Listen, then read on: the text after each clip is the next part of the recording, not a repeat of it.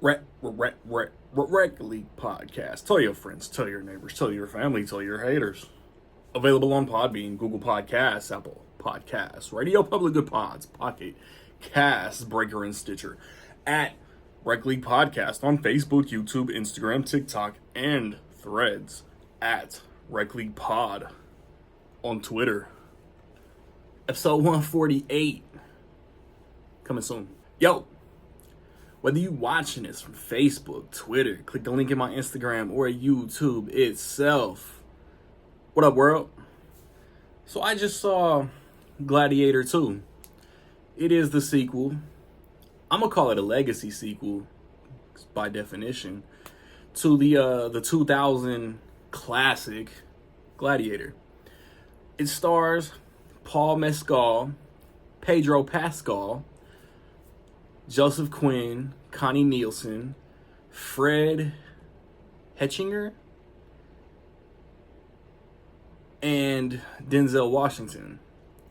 It is directed by Ridley Scott, who is a legend in this movie game, cinema, art, whatever, movie-going, Hollywood. He has directed, I'm going to name off as many as I can, and I'm going to miss some. Alien, Blade Runner, Legend, Black Rain, Thelma and Louise. I want to say White Squall. I feel like that might not be one of his, though. 1492, G.I. Jane, the original Gladiator, Hannibal, Matchstick Men, American Gangster, Body of Lies, Robin Hood, Prometheus, The Counselor, The Martian, Alien Covenant, All the Money in the World,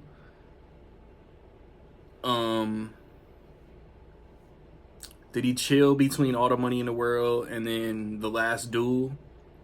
Because he did The Last Duel, then he did House of Gucci. And then I'm blanking, because was it House of Gucci and then Napoleon last year? I have gaps. I told you I was going to miss some.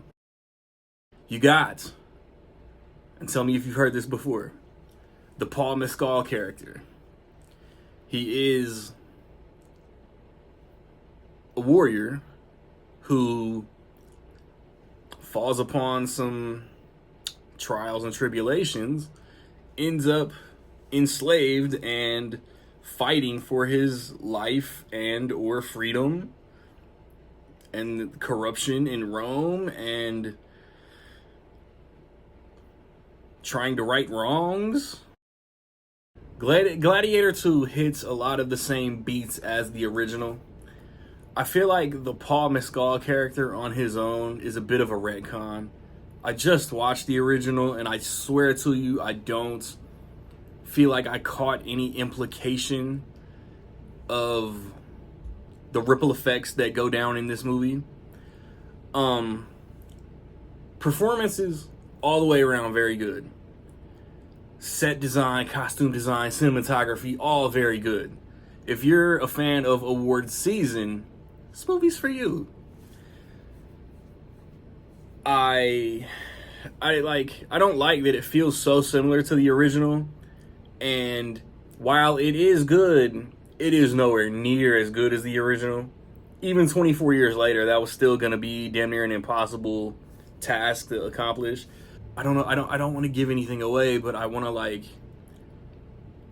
Paul Mescal, like I said, is very good. This is the first thing I've ever seen him in. I didn't see Brightburn or Heartburn or Saltburn, I think, was the movie on Prime that everybody was overrating and overhyping last year.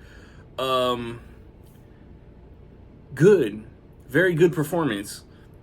He's just not as cool or badass as Russell Crowe and or Maximus was. So I just wasn't as invested in his character. I was invested in his story, as similar as it was to the original, but in a very, very odd comparison, his plot was the most interesting thing about the movie, but there are so many other subplots. This kind of felt like it had the same writing team as Beetlejuice. Again, a very good movie with a good main story, but it had too much extra going on. And then Joseph Quinn and Fred Hetchinger are both antagonistic characters in the vein of Joaquin Phoenix. I just didn't dislike them, hate them. They weren't as despicable as Joaquin Phoenix was. So again, I wasn't as invested as I was watching the first movie. But there are multiple antagonistic characters in this movie. Some, like, the character development, Paul Mescal, Pedro Pascal, Denzel, all great. But then you see where some of it goes, and some of it is goofy. Like, some of the stuff in the arena was over the top. This is a good movie. It's just, it's so hard to, like, this is going to be diluted. Like, I think motherfuckers are going to take points away because of comparing it to the first movie, and I'm doing the same thing. The first Gladiator is just iconic. Like I said, there is a lot to like about this movie, but as a sequel, it just doesn't hold a candle to the original, and it's heavily flawed. But I don't know if I would say it's as fun as the first one, because again, your heroes, your villains, they're good, they're not great, and I just wasn't as invested as I hoped I was going to be.